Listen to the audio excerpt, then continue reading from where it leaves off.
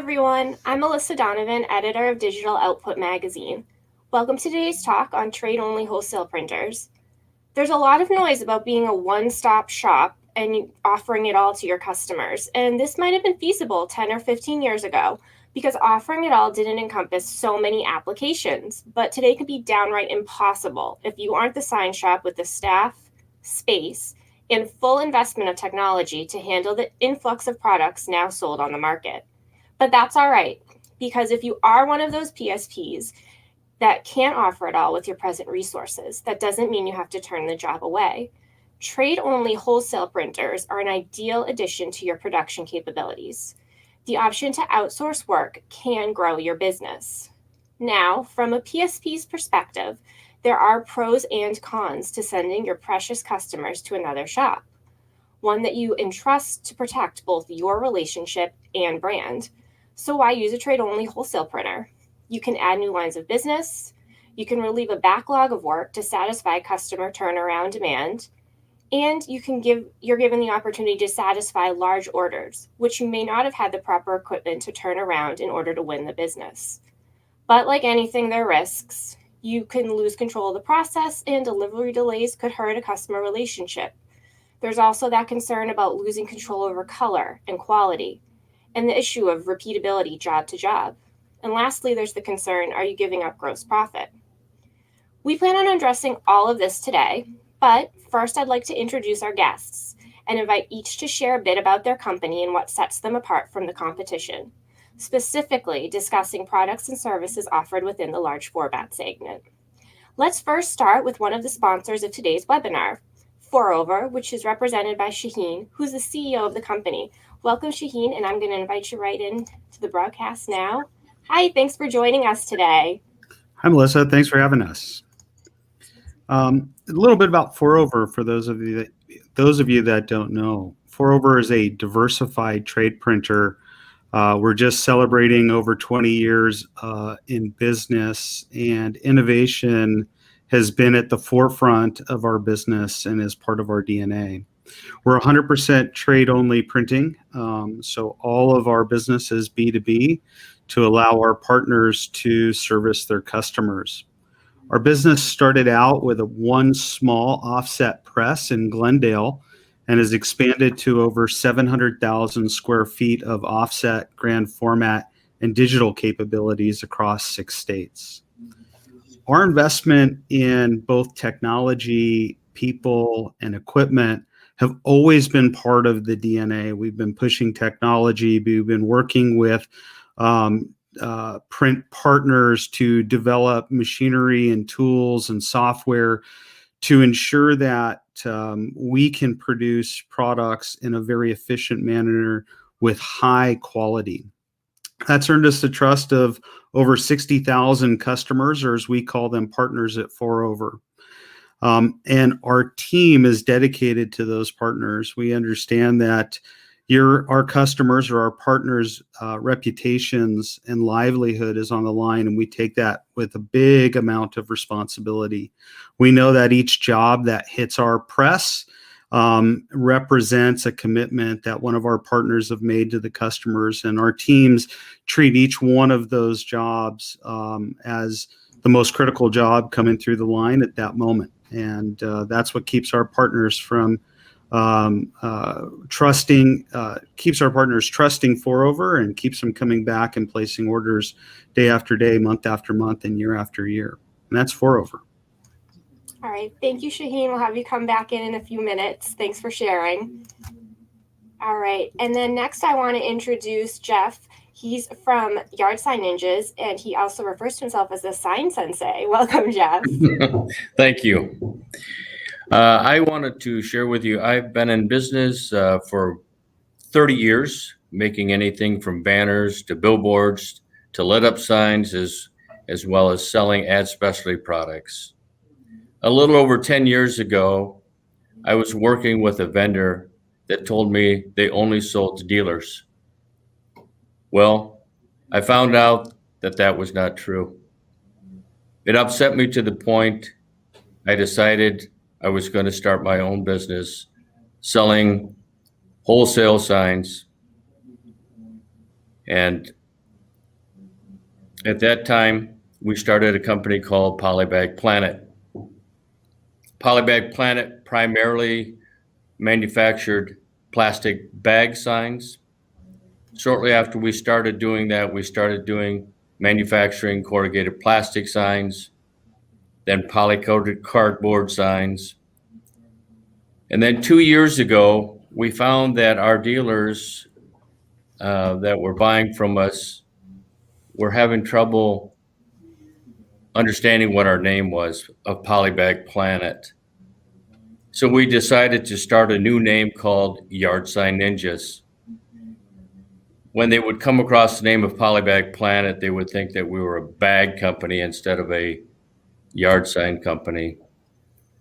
So when we came out with Yard Sign Ninjas 2 years ago, it really took hold, and the company has grown very rapidly since then. So now we have many dealers across the country, and it's going very well for us. Thank you, Jeff. I appreciate that. We'll have you come back in and join us in a little bit. And we're going to welcome in Gene. He's the CEO of FireSprint. Welcome, Gene. Thanks for joining us today. Oh, and you are still muted, sir. I'm going to do that again, I promise. It happens to everybody. It does. It does. So before I get in too much about who we are, I just want to say what for lack of a better word, what an honor it is to be here. I mean, we have looked up to the other panelists here on this talk since we started. I started in my parents' basement in 2007. And one of the first things that I did is register for an account on FourOver. And so it's just incredible to be here now. But a little bit about our growth and how we got going. 2007, 8, 9, we were actually just a retail, what I call a retail sign shop, or who many of our customers, or who you are if you're watching this broadcast, are, had rented a small shop space and basically did anything with a logo on it. And so we were really reliant on wholesale printers. And we just really kind of took a keen interest, took on two partners. My brother and a great friend of mine, Mark Kistler, joined, and we took a keen interest in the production side. We really enjoyed making the product and not so much being out there and doing the consulting and the hand-holding and the artwork and the installation and everything else that our customers do. That just wasn't what we wanted to do. And so 2010, we switched. We referred away all of our retail customers, switched to true wholesale, trade only. And it was challenging at first because, I mean, we built up a customer base of about 700 customers we were working with. And but we decided that this was the way to go. And so since then, we've been able to grow every year. And so we've had a great year after year. Even last year with COVID was a record year for us, just incredible. Now we're up to 29, including myself, 29 people here. We've got about 17,000 square feet. We're in Omaha, Nebraska, 3-day ship to either coast or less. And yeah, it's just been a really, really fun journey so far. We really love what we do.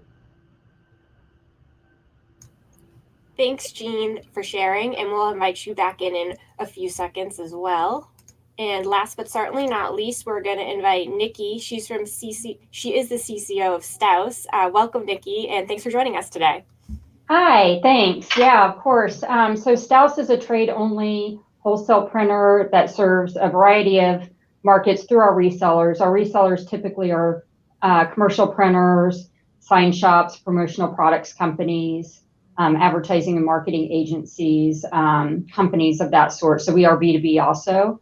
We consider ourselves a specialty printer. So we print on substrates such as decals, roll labels, plastics, magnets, folding cartons, and much more. And we have a very wide fleet of digital screen and flexo presses. So we started out in 1977 as a screen printer and have grown from there.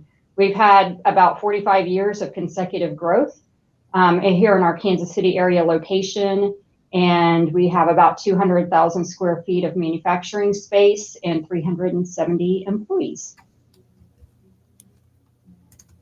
All right, thanks, Nikki. I'm going to invite everyone back in to join us. Oh man, that's a lot of people. And so thank you all again for being with us today. And I just wanted to do one quick shout out to our other sponsor, FlexCon.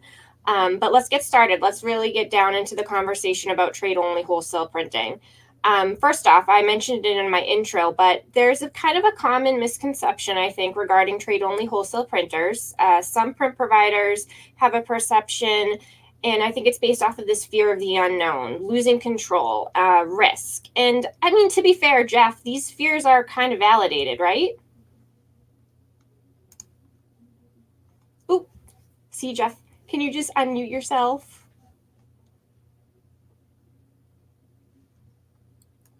There you go. Yeah, yes, very much so. To be quite honest, the end user, the customer, is the one that's in control. I understand the fear and the concern, but I've been there. I've been there, like I said in my intro, that a vendor that I was working with was not truthful. They said that they would only work with a wholesaler. And I found out, because I had a good relationship with my customer, found out that they were going to sell to the end user when they told me that they would only work with wholesalers. So I understand they're concerned firsthand. But I can tell you, because of my experience with that, I know how the dealers would feel, and I have 100% commitment to my dealers that I'm going to take care of them, because if I take care of them, they're going to come back to us. And it's all about building relationships. And Nikki, do you agree, that idea of fear and that kind of the common misconception out there about kind of giving, or not giving, but outsourcing? Yeah, I mean, I think it's definitely, you need to find the right partner to partner with on those outsourced projects. And, whether that be to add product lines or expand your capacity, just making sure that the wholesale printer that you choose has top-notch customer service and has your service or your customers and end users top of mind. At Staus, we live the mantra that we're not successful unless our resellers are successful. And so we take that to heart and work diligently to ensure that our resellers and their end users are both happy. And what I like to do when deciding whether or not to buy from a company is just do a Google search and find reviews. What are their customers or other customers saying about them? I feel like that's that holds a lot more weight than what the company's saying about themselves, right? And then there's also risk of the unknown, but there's also risk in not outsourcing. And so you may be turning away business to another printer and then lose the other business that you were doing with that end user.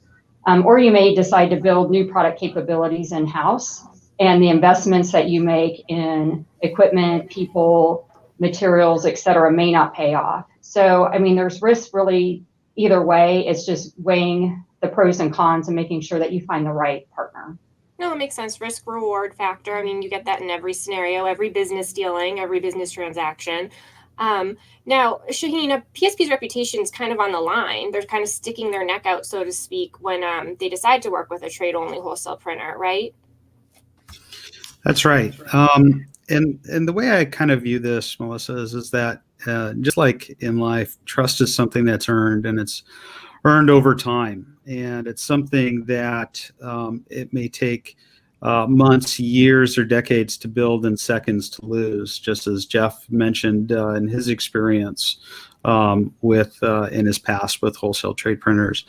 At the end of the day, a trade-only printer's livelihood is based on making a partner shine, allowing them to grow their business profitably, allowing them to focus on their customers. Trade printers can do things that a normal smaller shop can't do. We can spend tens of millions of dollars on equipment. We can spend tens of millions of dollars on technology and training for our people and buildings, which allow us to build out redundancy. So in the event there's a surge in demand, or there's some event that we can deliver for you so that you can deliver to your customers. At the end of the day, one of the nice things about working with a trade-only printer is you don't have to go all in at the beginning. You can build that trust over time. There's no contract for you to sign. You can one job, do your homework, right? Is the quality consistent? Did they deliver on time? How are they to do business with when something goes wrong? And that's one of the key things. And create a checklist for yourself of what's important for your business. What products are important that they're consistently delivered, and how is that trust and relationship going to be measured? And rate your trade vendors and give them a scorecard. And that's what for Four Over we've had the good fortune of having great partners and partners who communicate openly with us and share their scorecards with us of how we're doing, so that we can continually improve and look for vendors that are open for that. Continual improvement and leveraging a trade printer with buying power and capacity is really one of the key things to allowing your businesses to thrive and to focus on things that make you profitable, which is really your customer at the end of the day. And obviously, I think this is relatable in a lot of scenarios, but PSP could have tried working with a wholesale printer in the past and been burned. So, Gene, in that case, what may have happened to make them feel that way, and how can you convince them to try again?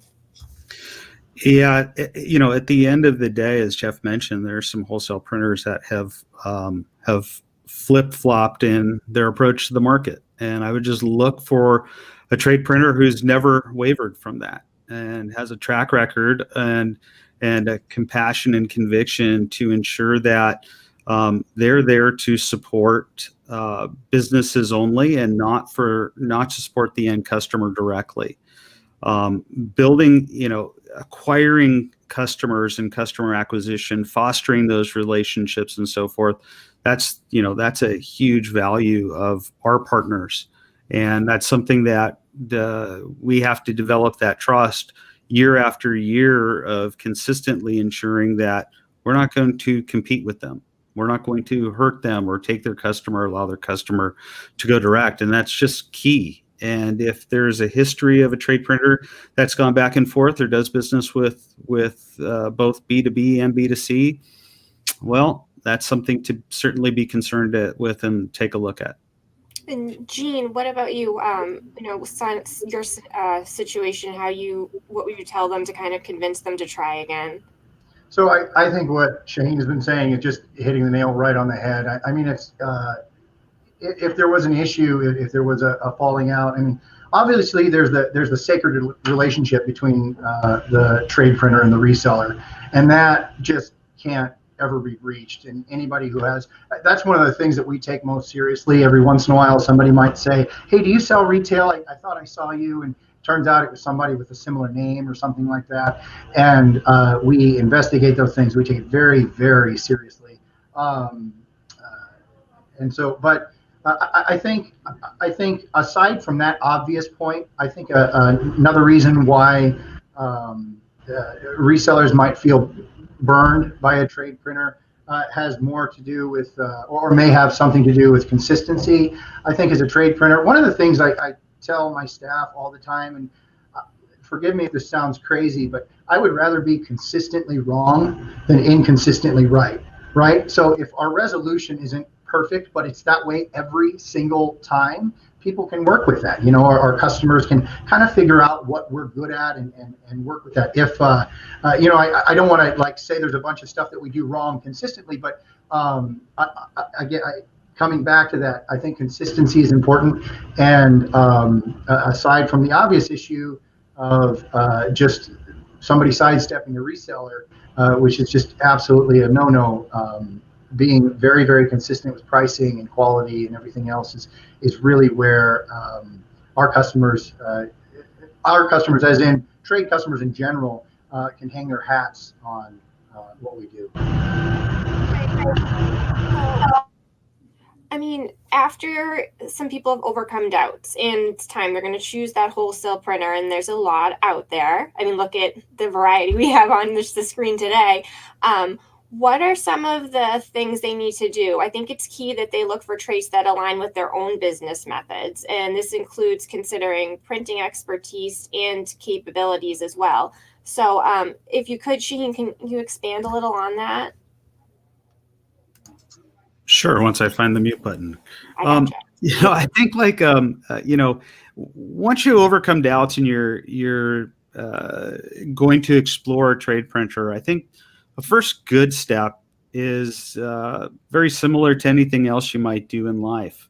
And that's get a recommendation from a friend, right? And so once you get that recommendation from a friend that's in the industry and has that experience, it doesn't mean you just dive in. You got to still do your homework. And so to me, the four categories that customers most ask us about are your quality and consistency, one, your expertise and your capabilities, two, shipping and production options, three, and then customer service and guarantee policy, four. And if I could just quickly address those from a quality and consistency perspective, always do a test run, but also ask for their quality metrics.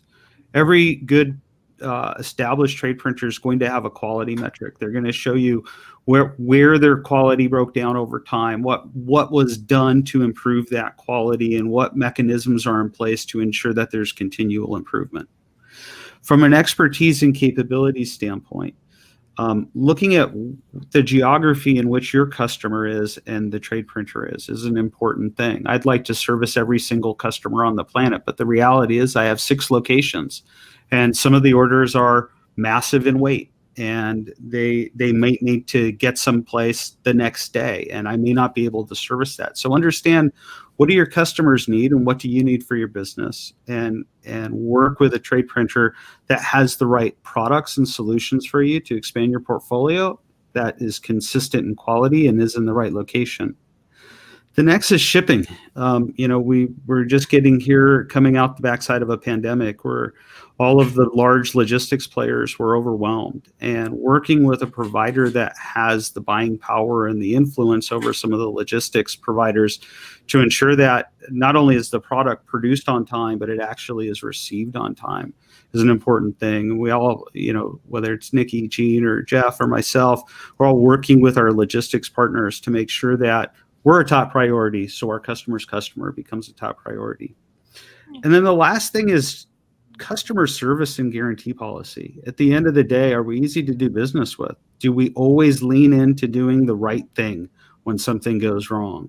Are we quick to jump and quickly take care of a problem when it arises? Or are we just simply the cheapest solution, and if a problem happens, we try to dodge responsibility for it? You want a trade partner that is always going to lean in and do the right thing. They're always going to take care of a problem first and ask questions later and figure out those problems are a way for them to improve. I think those are kind of 4 key things once you decide to jump in to really focus in on. Okay. And Gene, I think we kind of spoke about this a little bit earlier, and everyone's echoed this, but the big no-no to take the customer away from the customer, your customer, I don't know, terminologies, but what are some ways you can kind of make sure that, track record wise, that's not going to happen? Is there any protections that can be in place, that kind of a thing? Well, I think, first of all, working with a trade printer, so somebody who you are seeing that continuous improvement, as Shaheen said, and they have investment in their brand. You Google them and they show up, basically. Those kinds of things become a bigger part of the picture with the trade printer. So I like to say, follow the money, right? So for us, our largest customer is still less than 5% of our total volume, and the next 40 customers have to be put together to make up that next 5%. And so it would be, it just doesn't make any sense, at least from our perspective, and I suspect you guys are the same way on this call. We make more money doing what we do, right? Staying a trade printer. There's so much work that goes into installation and the design and the artwork. None of us do very much design at all the copy setting all that up, all the consultations on materials and things, and that our customers are doing. We're just not set up to do that. And if you're working with a trade printer that isn't set up to do those things, that's focused on making money running equipment as we do, I'm sorry to put it so bluntly, but we make money running equipment, not really going out there selling and doing all those extra ancillary things. And so if you find somebody successful at doing that, I tell you, it overwhelms me thinking about working directly with our largest end user customers. If we would go work with those fast food chains and all of those, those real estate brokers and whatnot that we print for all the time, I just don't know how we would handle it. We need that partner in between. And so that being said, look for a trade printer that is set up that way, that respects what you do, and is not set up. We get a complaint every once in a while. Well, why don't you guys do artwork? Why won't you set up my banner for me or something? And it's like, well, that's one of the ways we protect you. We don't have graphic designers on staff, so I think that's very important to consider. And I think respect is a good word. You're looking for a company that you're comfortable partnering with, and that's a working relationship, and it's beneficial for both parties, right, Jeff? We have developed in our website where our customers, our dealers, can go on to the website and find out exactly where their job is at, whether it's in the accounting department, whether it's in the graphics department getting approved by the graphics department, or whether it's in production or the shipping department, or whether it's been shipped, which makes it very, very easy for the dealers to check exactly where their product is at. We get a lot of phone calls from our dealers asking on a continuous basis, like I'm sure all these guys do, asking, when are we getting the product? Where is the product? And so on and so forth. So we have built that into our system so our customers can track their product, which makes it very nice for them. All right. And so, Nikki, can you kind of summarize the overall some of the main points that you think a PSP should look for when they're looking for a trade-only wholesale printer? A good, recap, if you will. Yeah, of course. So, obviously, number one, and we've all talked about it here, is finding somebody who is trade only and isn't going to cut you out of that sale. But then expanding upon something that Jean talked about, where 100% of our focus, or trade printers' focus, is on the printing process, perfecting that, knowing the substrates, and kind of being the experts there, so that our distributors and resellers don't have to be the experts. And so they're focused on selling and understanding, the amount that they need in order to get the sale. But we're going to ask all the right questions to ensure that the product that we provide you is going to hold up in the conditions that it's being exposed to. So we're asking, what's it going on? What type of surface? Is it powder coated? Is it, what's the environmental, aspects or attributes that's being exposed to? So I think that's another key thing. We talked a little bit about customer service and making sure that your wholesale partner is taking that as seriously as you do, and being flexible with things like last minute changes or rushes. And then, making sure, again, that your client is getting the best product for that application. And sometimes what we find is it's not always what they think it should be, right? So we might get a request for a white vinyl decal to go on, but as we dig in and understand more, we figure out really they need a different product, because the white vinyl decal isn't going to hold up in that type of environment. I think someone with flexible capabilities. And so, do they have the equipment to produce even the most challenging of special requests? Do they have the turn times that are going to meet your customers' needs? And then lastly, of course, someone with competitive pricing. And so when you are a reseller, you're going to have to make sure that you're getting wholesale prices so that there's still room for margin in there in the retail or end-use market. Great, thanks. Now, I think I'm going to use a cliche, but it's kind of the sky's the limit, when you have the right partner, and that's true in a lot of cases. And you can almost think of a trade-only wholesale printer as another tool in the toolbox. It's like having another printer, another application to offer the customers, another type of media. So spoiler alert, this is going to be an article in our May issue of Digital Output. So a lot of this content we've all discussed a little bit already. And Gene had mentioned prior that he's a couple of examples of Fire Sprint customers to kind of give an idea to our viewers, who they're working with on a daily basis and the kind of jobs that they're completing for them. Gene? So we have several categories of what I would call really excellent customers, and an excellent customer for us is somebody who kind of thinks on our wavelength, right? And so FireSprint might be an awesome trade printer for your company, or it might not be, and you might need to work with somebody else, and just because we're on different wavelengths. But I'll give you a couple of examples of some of our best customers. And one of them is they do a lot of monument signs. They do a lot of HDU, high density urethane, I think. I don't even know that industry very well, but they're doing sculptures for the zoo, and they're doing just incredible, just amazing stuff, multi-month, maybe even multi-year projects that they're constantly working on. But they service a smaller community. And so naturally, they've got signs, hand carved out in the front of their building. And so people walk in and say, hey, I need 10 yard signs for this school event, or I'm thinking about running for city council, so I need 100 yard signs. And they send that work to us. And it's not that they're incapable of doing that work in-house. For them, what it really comes down to is the creative juices. Are you really going to take your people who can carve something and make something just incredible and put them on a printer printing yard signs for 6 hours? It's really challenging to find somebody who's happy doing both. And so we have a lot of people who are happy just running the equipment. And so they send us that kind of work, and they'll send us that. I call it what it is. It's kind of boring work, right? And we run that for them. And then another example of a very good customer of ours, they service a fast food chain with maybe 150 locations or something like that. And so the little one-offs and these odd requests that the managers send in and stuff like that, they run their own flatbed printers. They've got several roll printers, digital cutters. They have probably almost as much as equipment as we have.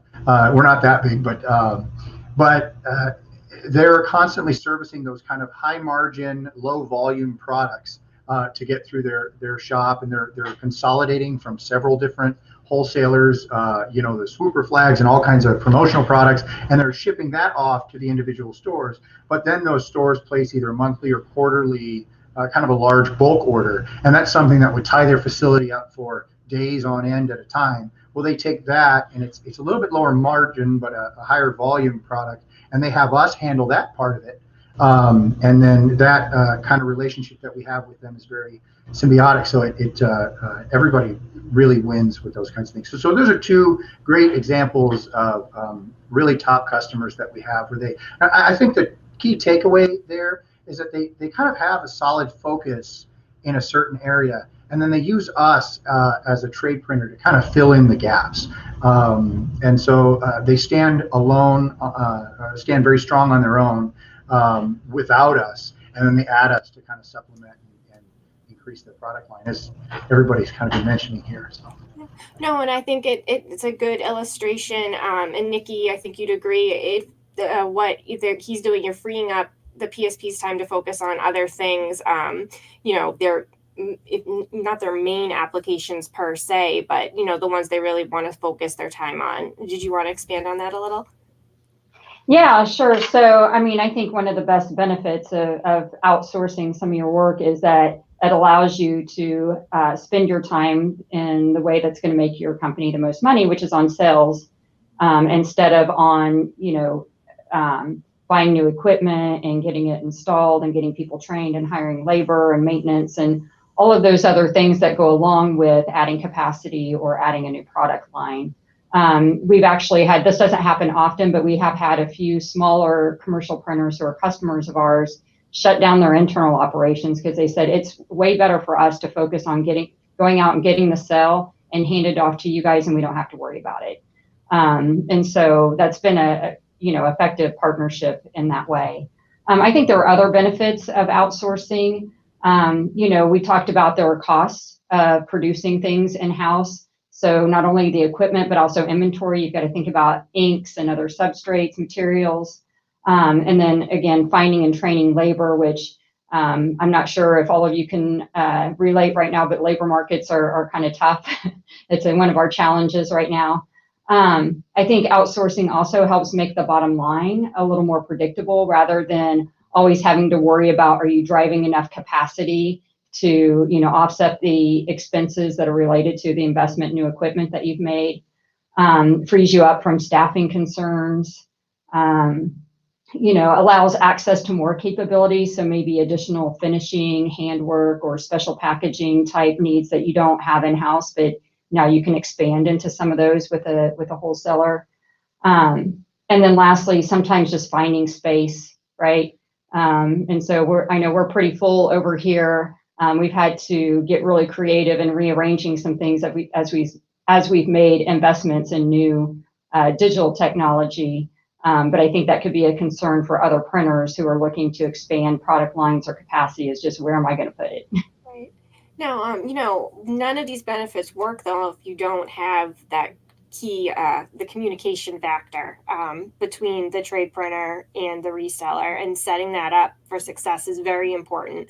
Jeff, can you elaborate a little on this for us? Yes, I can. We've worked very hard, again, with our website to make sure that we ask all of the important questions when it pertains to any signs, because we're mainly yard signs, different types of yard signs. So we make sure that we ask all the right questions. Being in business for 30 years and manufacturing these signs, you come across all of the obstacles from dealers. I mean, all of them. And so another thing that we do is you find that a lot of these dealers just like to communicate via emails. And I have encouraged my customer service reps, call them, get to know them, understand them, learn their needs, their wants, their concerns, because so much communication through emails or texting or whatever is not come through properly, and it can be damaging and not expressed properly, and not have a clear understanding of what your customer wants. So those things are very important. Right. And Shaheen, did you want to add anything to that? Yeah, I mean, what Jeff said is spot on. Communication's key. Giving customers many methods for communication is critical. So whether that is going to a website where there's transparency to where the job is, when the job will be delivered, when the job will be shipped, when the job will arrive, to providing mechanisms. Today, the way we communicate is so different. Here we're on a webinar. We wouldn't do this 10 years ago. Text, instant message, the old telephone, picking up the phone. Lots is lost inside of email, of context or urgency and things of that nature. And so one is the method of providing communication. And today we just simply have no choice but to provide all the methods, these evolving methods, to customers, because they all work differently. I mean, we have 60,000 customers, and if I said every one of them were the same, that'd be completely wrong. There are 60,000 different customers. They communicate differently. The other thing is not the method, but the culture of communication that you drive within the organization. And so, do you have a call center that is there to help and find the answer, and motivated and incented to do so? If a customer calls or wants to send an email or send a text, can they reach the CEO? I receive 4 or 5 emails from customers or texts from customers a day, and they're different. And I respond to every single one of them. I bet you everybody on this call also responds to them. So from a communication standpoint, are you accessible? Are you open to communication from the top all the way down, from the bottom all the way up within the organization, so that our partners feel that if something goes wrong, or they need to make a change, as Nikki said, or if they need to know where something is, as Jeff said, if they have a question about a product, as Gene said, that you're there to help them and guide them through that. And that communication across every aspect of the relationship is just critical.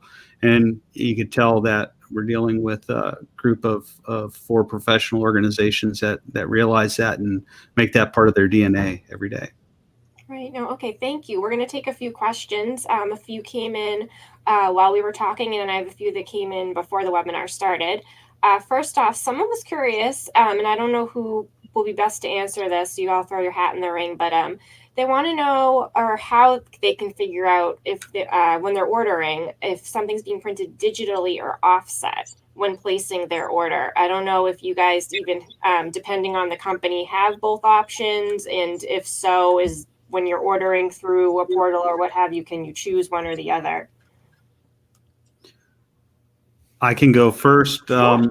So from a for-over perspective, you always have a choice of what you're printing and what mechanism it's being printed in. Obviously, grand format items are separate, right? They're going to be produced on one of our grand format machines in Inca or something of that nature. But, typically short run, very short run or variable print, we're going to run digitally unless we have a request for it to be run offset, and other products we let the customer choose. Mm-hmm. Okay. Does anyone else want to jump in?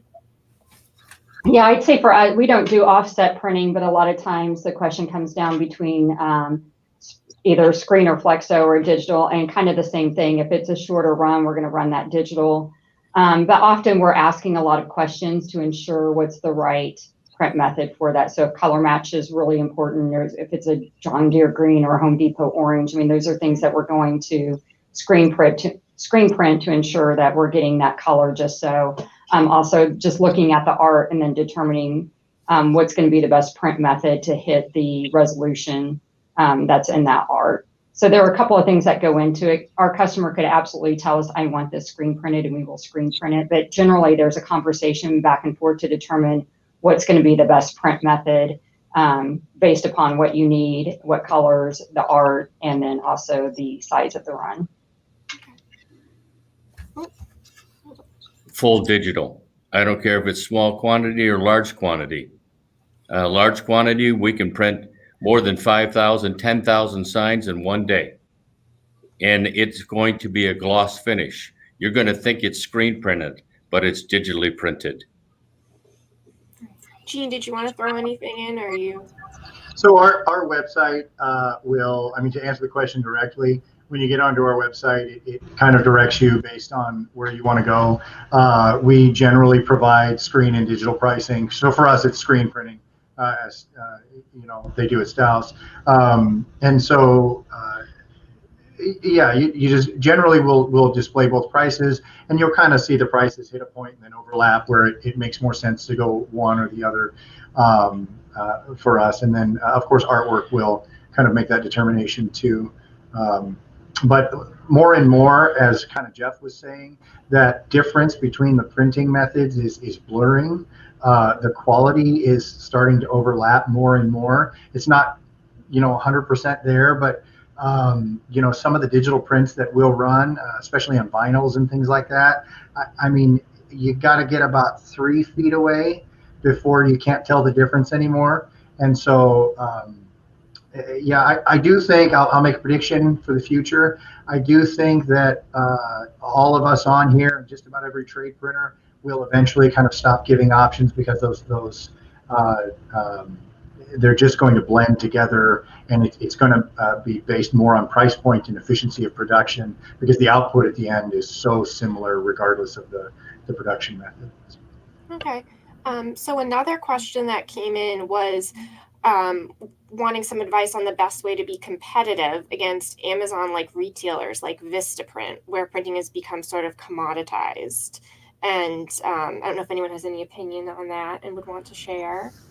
I would love to speak about this a little bit.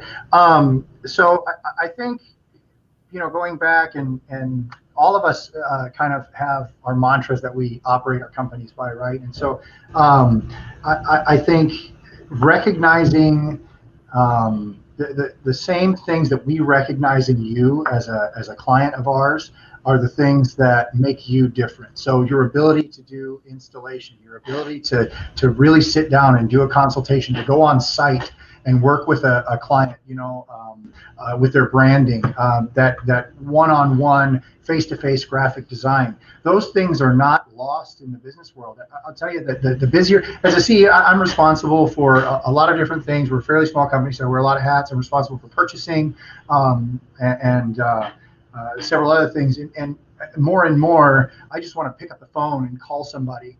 And so, I mean, we drive our own customers to our website the best we can because it answers questions. It's a really solid way of gathering information. But at the end of the day, I mean, wanting to be able to talk to somebody face to face is how I like to do our purchasing here at Firespring. And there are tons and tons of customers out there that want to do that same thing. I would not compete with Vistaprint. I would not go out there and say, hey, we want to compete with Vistaprint. You will lose. I mean, the Cimpress is a multi-billion-dollar company. You're just going to lose every time. Your goal is to go out there and offer a level of service that they just simply cannot provide that, 60 million small businesses in this country still need. With Vistaprint is going to be there either, not compared to what we can do.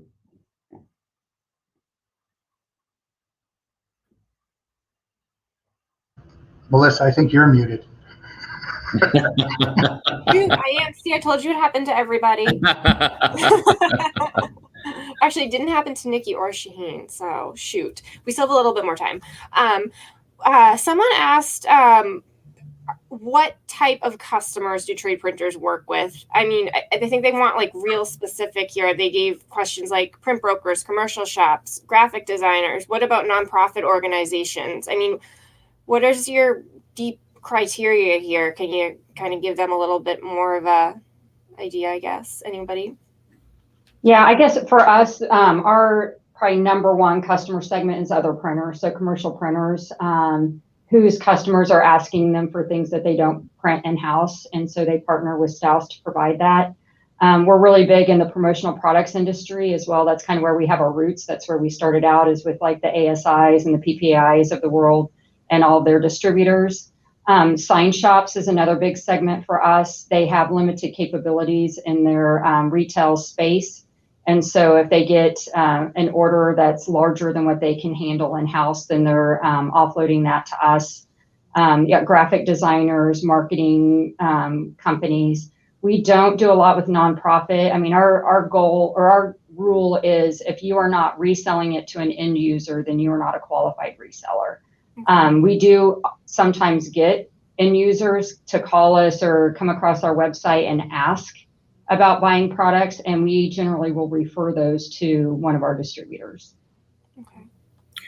There is a lot of people out there that try to be sneaky, that are end users, that try and act like they are going to resell product, and we are very protective to make sure that they're not able to buy from us. They have to prove to us with a tax ID number or show us something. Matter of fact, they can't, when they place their first order with us, they can't even see pricing until after they've placed their first order with us to see what they're ordering and who they're ordering it for. That's how protective we are, because there's a lot of them that say, hey, we're going to buy these and use them for somebody else. And it's not the case. Okay. All right. And then I'm sure all of them have had that same issue. No, everyone's shaking their head. All right. And then last but not least, this is an easy one, but someone just wanted to know contact info. So if they today needed one of you guys for a job, what is the best way to contact each and every one of you, whether it's, email, going online, phone number, if you want to all just kind of go through and share. I'll go first. First of all, you could always go to fourover.com or email me, and I'll put you in touch with the right person. My email is shaheenj@fourover.com. Great. And then how about Jeff, if you want to share? You can go to our website at yardsignninjas.com, or you can email me directly at jeff@yardsignninjas.com. Thank you. And Nikki, if you want to share your info. Yes. So our website is stouse.com, and there is a contact us page. And we too don't show pricing or anything like that unless you have access to our portal, which you have to be a qualified reseller. And then my email is nikki.freeman@stouse.com. Great. And then Jean? Firesprint.com is a great place to start. Support at firesprint.com. 888-509-7446 is our phone number. And my email is real easy, Gene, as it is on the screen right here, at firesprint.com. Will email me directly, but you should always CC support, especially if it's about a specific order or something like that. But I do love to hear from everybody. We also have a link at the bottom of our website that's a feedback portal. It just says feedback at the very bottom. You click on that, you send it, and it actually emails to the 3 owners. And so anybody, you can constantly you don't have to remember any of our email addresses. If you do that, we see it first, and then we share it with our team every day, good and bad. We call it improvement, feedback, or praise, and we share that with our team. All right. Well, thank you. And thank all of you for joining us today.